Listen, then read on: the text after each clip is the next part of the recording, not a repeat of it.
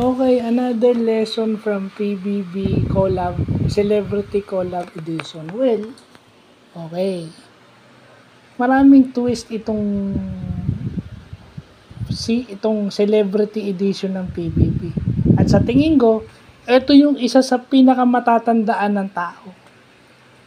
Kasi, yung ex-girlfriend at yung current girlfriend magkasama sa bahay ni kuya. Yung lalaki, yung boy ang nasa labas.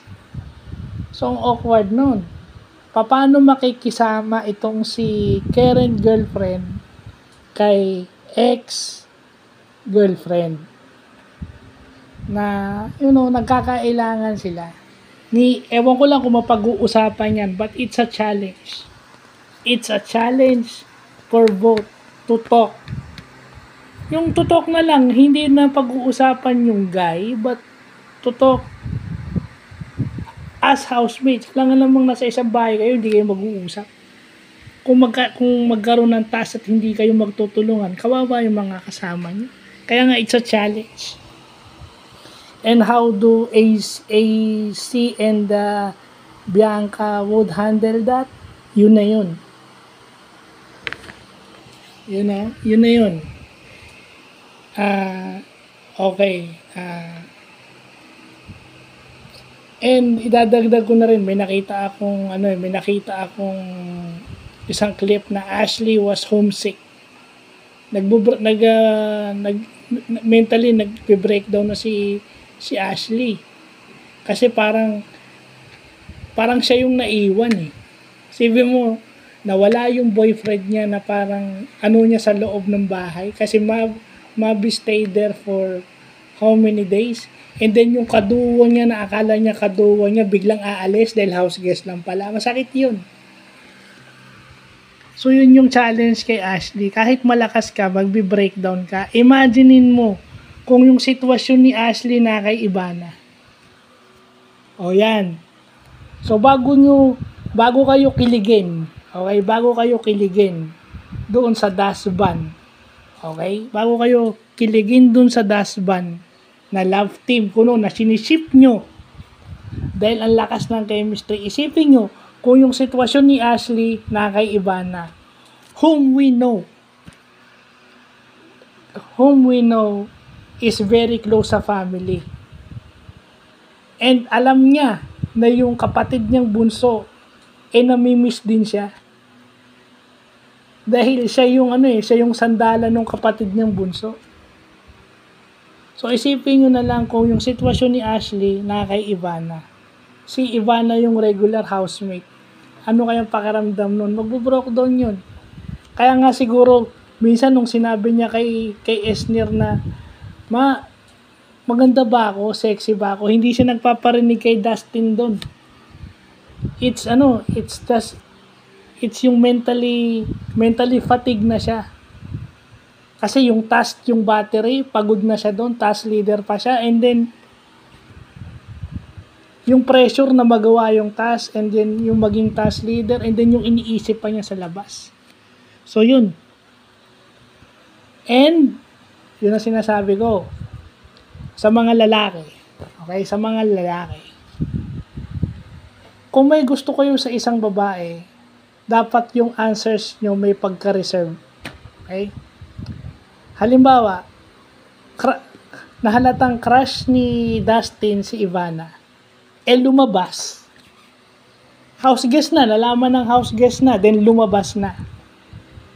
And then, bakit yung ginagawa ni Dustin kay Ivana, ginagawa rin niya kay Kira, pero wala masyadong pumapansin. May pumapansin, pero hindi kasing lakas o kasing ingay nung dustban. Ganun pa rin yung ginagawa ni Dustin, pasimpleng tingin kay Kira. At alam niya si Kira may boyfriend sa labas. Oh. Kasi ako as lalaki, kung may crush ako o may pagtatangi ako sa isang babae, I should be consistent. Reserve ako sa ibang answers ko. Alam mo, tinatanong nila ako, Bigay mo sa amin yung crush mo, yung dito lang sa loob ng bahay, hindi yung lalabas. Hindi ako sasagot. Respetuhin yun, hindi ko sasagutin. Consistent ako. Kung talagang pinaninindigan ko yung nararamdaman kong hiya pag nandyan siya, kasi sinabi naman niya kay kuya, openly, inadmit niya na nahihiya siya, openly, inamin niya kay Ivana na sa'yo lang ako nakaramdam ng pagtatangi o pagpapahalaga. Dapat consistent ka sa sagot mo. To support those answers na nasabi mo openly, dapat Ivana ka pa rin. Pero bakit tumitingin ka na kay Kira? Ivana leaves the PBB house Saturday. So, ano na ngayon?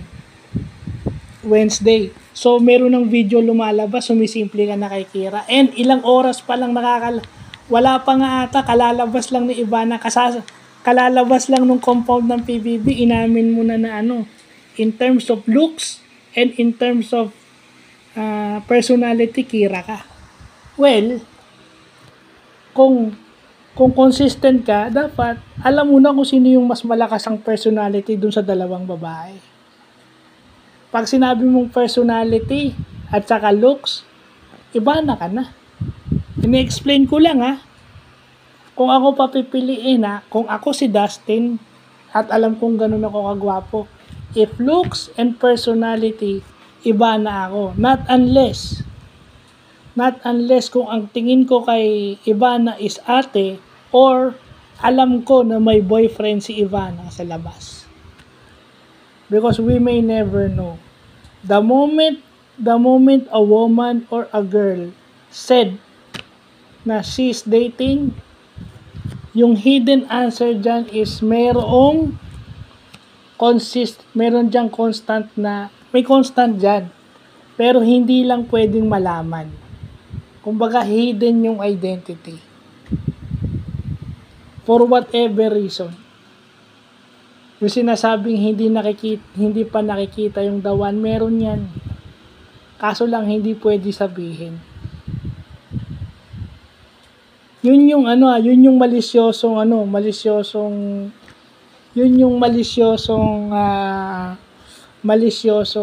bagay diyan. At saka we can never deny. Okay? Hindi natin pwedeng i-deny kung ano yung nakikita ng mga tao. Kasi some people see things that other people don't see. Bawa, nakita si ganito kasama si ganito. Nagpunta sila sa ganitong island, nagbakasyon.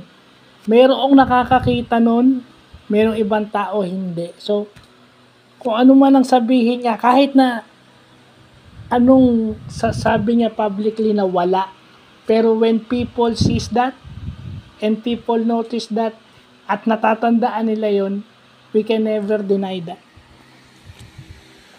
We can never deny that. Kasi nakita. At kung minsan, hindi lang nakita, nadinig pa.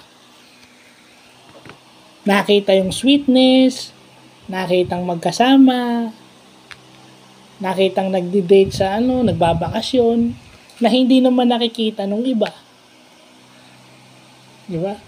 Kasi, sa vlog, kung ano lang ipapakita mo Kagaya ko, di ba, kung ano lang yung gusto ko sabihin, yun lang ay ika-caption mo.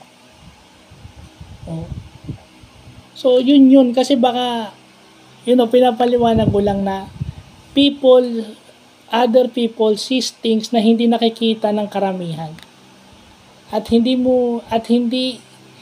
naman yayaman o ikayayaman ng mga tao na yon kung sila ay magsisinungaling na hindi nila nakita yon. Nakita nila yon. So, pwede nila sabihin na ganun. Okay, kasi sa TikTok at saka TikTok and other social media platforms, lumalabas pa rin yun. Kahit ilang beses na dininay. Ilang beses na sinabing not true. But other people is very adamant o very mapilit na meron nga. Kahit na ilang beses na dininay. Nanggaling na mismo dun sa tao, pero other people is very adamant because they saw something na hindi nakikita ng marami. Na yun yung magbe-verify nung kanilang sinabi. Ay, yun yung magbe-verify nung kanilang sinabi, yung nakita nila. Yeah? So, yun lang. Kasi, hindi naman lahat nare-record eh.